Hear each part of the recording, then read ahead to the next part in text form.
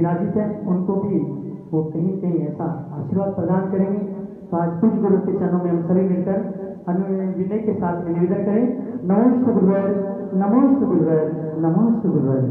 हे गुरुवर, आपकी मंगल में वाणी हम सभी को प्रदान करें। नमोस्तु नमोस्तु।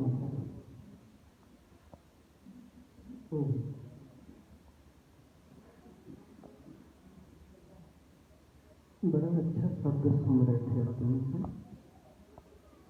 बिना समय गंवाए गुरुवर के चरणों में चले।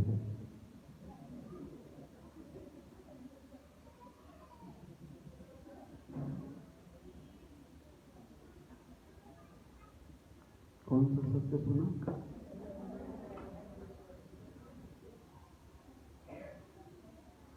अब रोको कोई भी नहीं।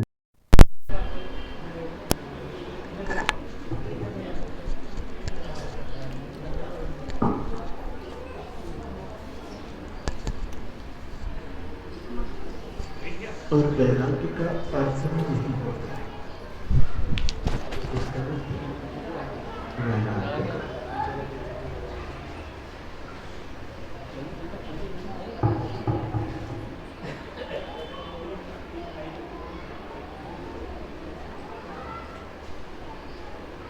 जलते हुए मकान में भी रहना चाहता है,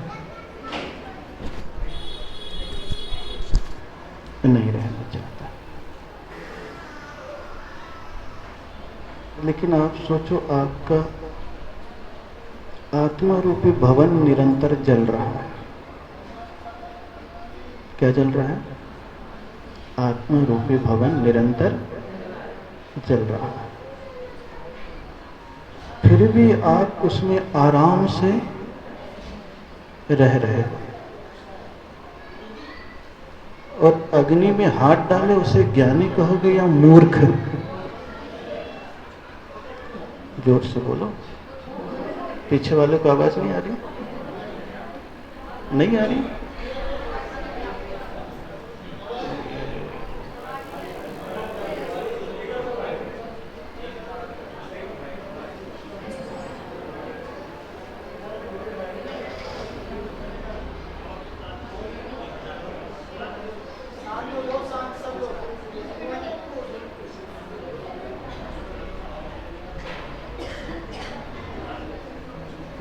आना जाना पड़ेगा।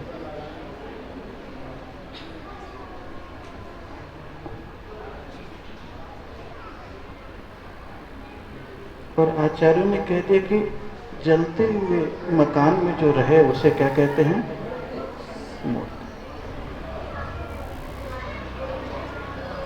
कुछ लोग होते हैं जो मकान जल रहा हो तो सामान निकालते हैं। क्या निकालते हैं? सामान निकालते हैं। वो सोचते हैं सामान जल जाएगा तो मेरा क्या? और कुछ समझदार वो होते हैं, बोले सामान जले या न जले मैं तो पहले निकल जाऊं। कौन समझदार है? सामान जले उसको निकालने वाला या खुद बचे? समझदार कौन है? तो आप लोग कौन से कैटेगरी में हो? कौन से कैटेगरी में? मकान जल रहा है, फिर भी बोले अभी तो सामान निकालो, हम भले जल जाए। बस यही मूढ़ता है, यही मूढ़ता है। जैन शास्त्रों की दृष्टि में बोले मूढ़ता कब इंसान के भीतर से हटे कुछ पता नहीं चलता।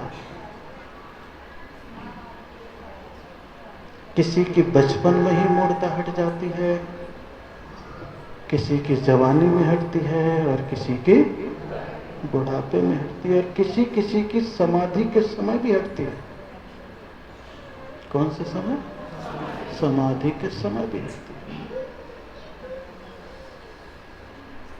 इस मार्ग को अपनाने वाले बिरले जीव होते हैं।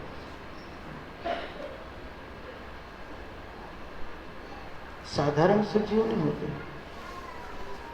हजारों लोग संतों के सानिध्य में आते हैं, लेकिन हजार में ही 2-4 बड़ी मुश्किल से वैराग्य के पथ पर अपने कदम को रख पाते।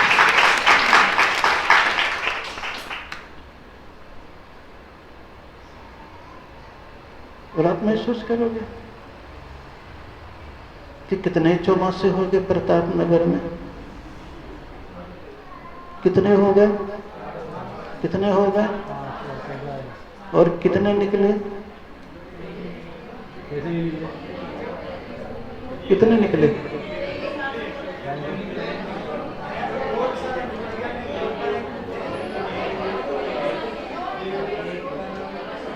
दूसरे की गोद भरते भरते कब तक खुश रहोगे? जब तक तुम्हारी गोद न भरे,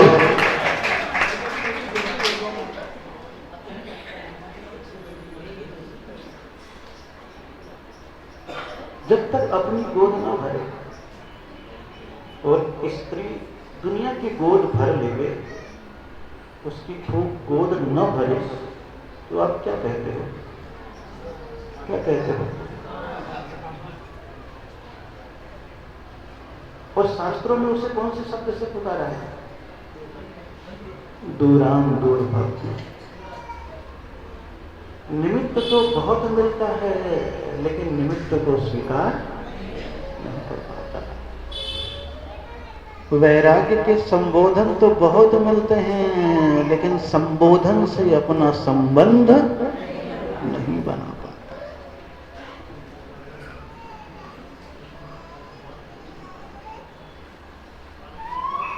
किसी का निमित्त कोई मिलता है, किसी का निमित्त कोई मिलता है, और सब चाहते तो हैं कि मैं भी इस संसार के झंझटों से मुक्त हूं, लेकिन हिम्मत नहीं होती। और जो हिम्मत है, जब तक अतीत का तीव्र पुण्य उदय आपके पास नहीं आएगा, तब तक वो हिम्मत भी आपके भीतर से पैदा नहीं होगी। इसलिए ये मत सोचो कि इंसान घर से परेशान होता है तो ही सन्यासी बनता है। आजकल क्या धारणा बना दी है? घर में परेशान होगा तभी वैरागी बन जाते हो। इतना सरल नहीं है। कितनों भी परेशान हो जाए इंसान, मरने को तैयार हो सकता है, लेकिन उसे फेस करने को तैयार नहीं हो सकता। या तो छुपेगा या डूबेगा। छुपेगा इसलिए कि मेरी इज्जत बच जाए, और डूबेगा इसलिए हटाओ झंझट, एक बार मरेंगे, जो होगा सो। कितना विचार पैदा होता है। लेकिन वैराग्य किसी के निमित्त कैसे भी मिलता है और भीतर भाव पैदा होता है। वही आप सुन रहे थे, महाराज की सेवा में लगे हुए थे। किसकी सेवा में? माता जी की सेवा में लगे हुए थे। किसकी सेवा में?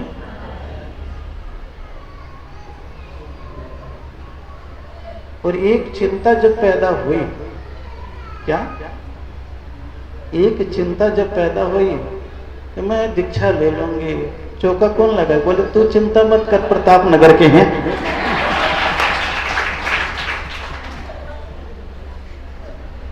कहाँ के हैं?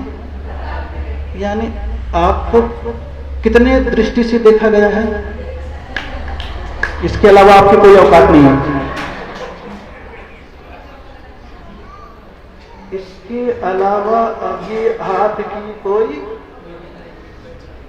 बड़ा शब्द को मार दिया, बोले योग्यता। सोचो, शब्द को समझो, क्योंकि ये जो बोले गए ना, बना करके नहीं बोले गए हैं विषय। यहां पे आपने माइक थमाया और भीतर से शब्द पैदा होते चले गए, और उसमें यथार्थ था। क्या था? यथार्थ था कि चौके की चिंता मत करो, चौका लगाने वाले प्रताप नगर से हो।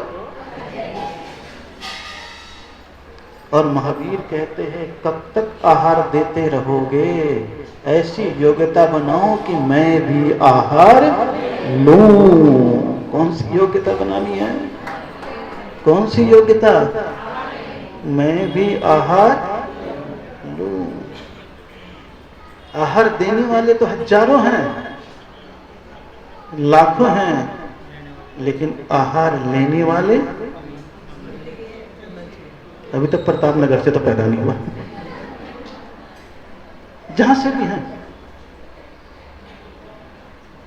इसलिए वैराग्य जीवन की अमर संपदा है।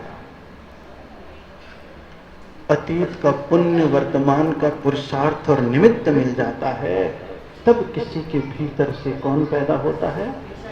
दीक्षा का भाव। किसका भाव? किसका भाव? दीक्षा का भाव। वही सोच पाता है कि 24 घंटे में एक बार भोजन करूंगा, केश लोच कर लूंगा, बिना सहारे के मैं अपना जीवन साधना के पथ पर गुजारूं। आत्मा के वास्ते साधना के रास्ते चल रे राही चल। कितने बढ़िया शब्द था। किसके लिए? आत्मा के वास्ते। शरीर के लिए जीना नहीं है वैराग्य। किसके लिए जीना है? आत्मा के। लेकिन शरीर को स्वस्थ रखना है तो बिल्डिंग में रंग रोगन करना भी जरूरी है। उसी प्रकार शरीर को खिलाना पिलाना भी जरूरी है। खिलाते खिलाते वैराग्य के भाव पैदा हो गए। आहार देते देते वैराग्य के भाव पैदा हो गए। तो बोले दूसरे नंबर पर वैराग्य के भाव पैदा हो गए महाराज की सेवा करते करते। क्या करते करते? क्या करते करते? सेवा करते करते। पता नहीं किसको कौन सा निमित्त मिल जाए। जैनियों में तो ऐसे ऐसे वैराग्य कहे गए हैं कि संत ने वचन उच्चारण कर दिया, बोले संत की वाणी खाली न जाए, इसलिए भी दीक्षा ले ली है। ऐसे भी सन्यासी हैं कि एक महाराज किसी के घर में आहार करने के लिए गए, आहार करके घर से लौटे महाराज, तो घर वाले सदस्य भी कमंडल लेकर के उनको पहुंचाने के लिए उनके स्थान तक चले। और जैसे ही स्थान तक पहुंचे तो महाराज ने पूछा, क्या बात है, ये कमंडल लेकर ये भी दीक्षा लेने के लिए आया है क्या? बोले हाँ महाराज, ये भी दीक्षा लेने के लिए आया है क्या? जी महाराज। चल बैठ। केश लोच किया और उससे दीक्षा दे दी। सुनी है कथा? ये सुनिए कथा। पुष्पडाल मनराज। कौन सा मनराज? सम्यक दर्शन की अंग में यह घटना आती है। वैराग्य ले लिया, दीक्षा ले ली।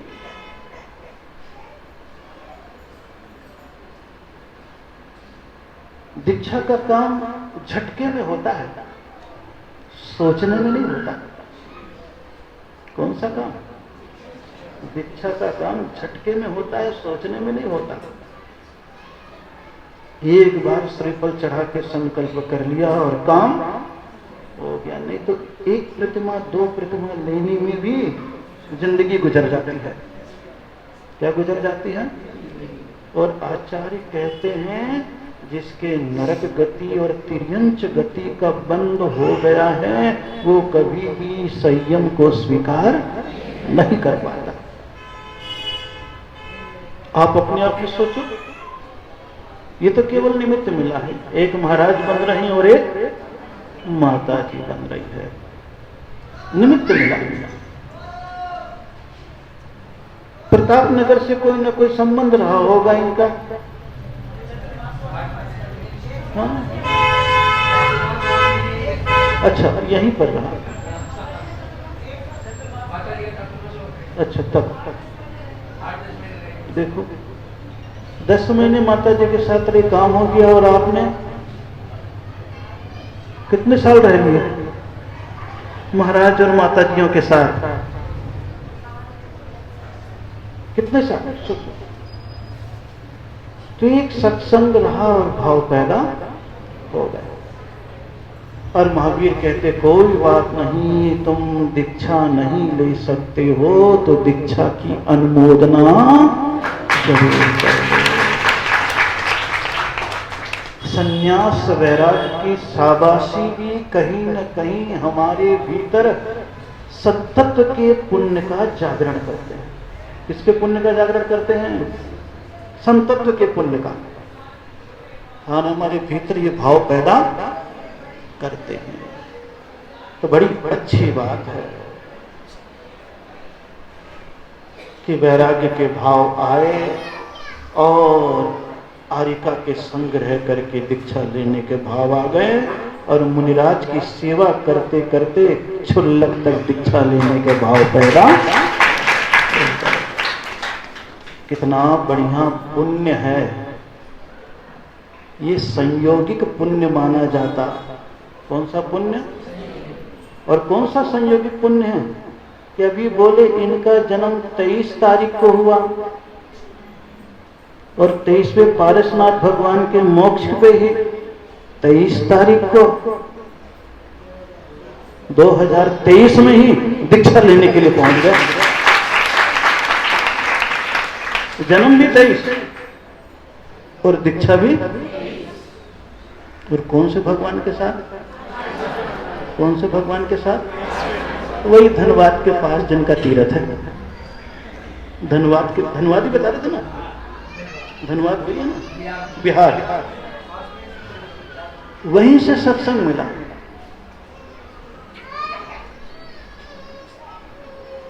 संघ की परंपरा का एक संबंध मिल गया।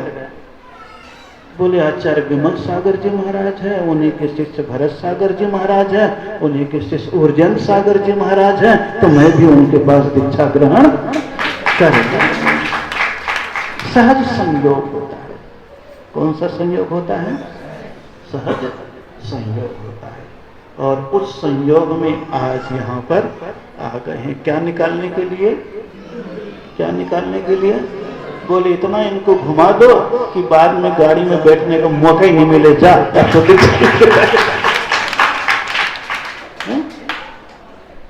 कितने खुशी से छुड़वाते हो आप। बोले जो कुछ करना है अभी कर लो, 22 के बाद तुम्हें कुछ मिलने वाला नहीं। और ये प्रलोभन दिखाते हैं। जो इस प्रलोभन में फंस गया वो संसार में अटक गया, और जो इस प्रलोभन से निकल गया वो संसार से पार हो गया। पार होने के मार्ग पर दो दीक्षार्थी कहां पर आ गए हैं? कहां पर आ गए हैं? किसके लिए आ गए हैं? आपको संदेश देने आगे, देख लो तुमसे अच्छे हम हैं, कचरे से बाहर निकल गए और तुम उसी कचरे में आज तक पड़े हो। अभी भी मौका है, अभी भी मौका है। एक नारियल चढ़ाना है और 23 तारीख को पहुंच जाना है।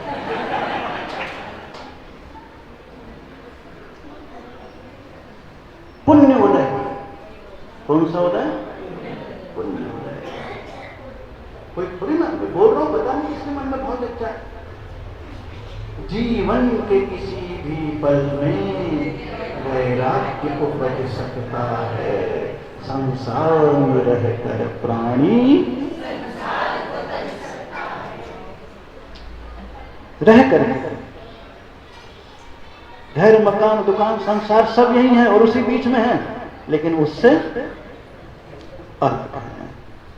दोनों दीक्षार्थियों को बहुत बहुत मंगलमय आशीर्वाद। इनकी साधना क्षुल्लक तक ही न रहे, क्षुल्लिका तक ही न रहे, मुनि और आरिका के रूप में हो, और मुनि आरिका रूप में ही न रहे, बल्कि जीवन का अंत समय भाव समाधि की साधना इनका स्वागत करे।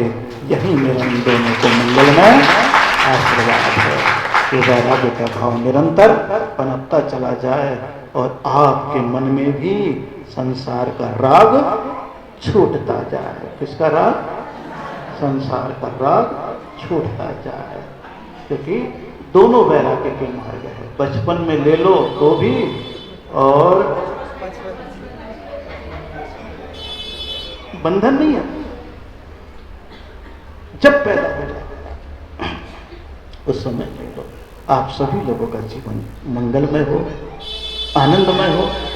शेष क्रियाएं तो अब यहाँ पर 7:30 बजे के पास होगी ही होगी, क्योंकि अब यहाँ कार्यक्रम फिर प्रभु की वंदना और इसके उपरांत इनके बिनौली यात्रा यहीं पर प्रारंभ होगी।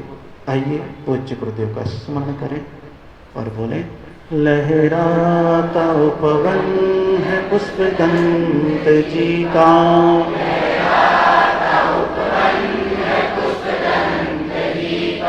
जीवन समर्पित है नन्ही कली का,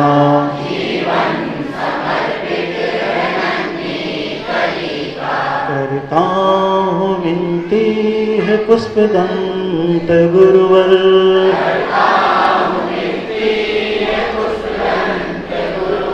खिला लो कली को महकते महकते,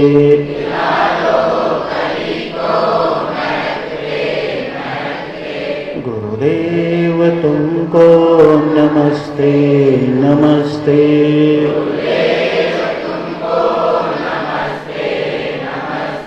खाने सोने चलने पड़ने में जो भी गुरुदोष लगे,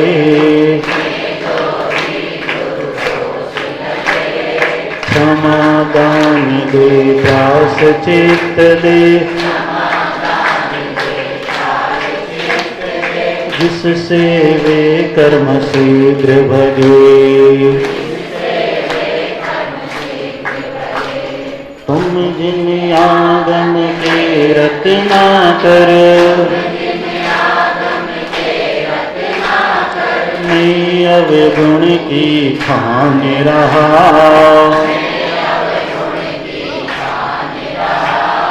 तेरे चरण कमल में गुरुवर,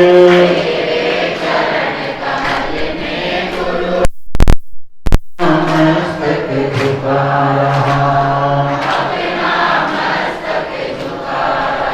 ओम ह्रीं नमो अर्हते,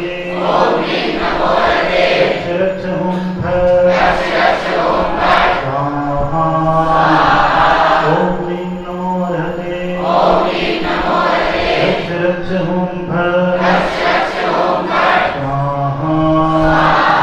ओम ह्रीं नमो अर्हते, रक्ष हुं फट् स्वाहा। ओम ह्रीं नमो अर्हते, रक्ष हुं फट् स्वाहा।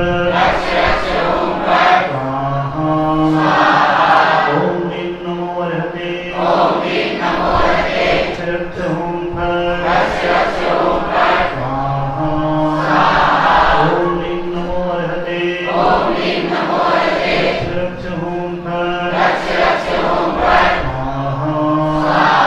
ओम ह्रीं नमो अर्हते, रक्ष हुं फट् स्वाहा। ओम ह्रीं नमो अर्हते, रक्ष हुं फट् स्वाहा। ओम ह्रीं नमो अर्हते, रक्ष हुं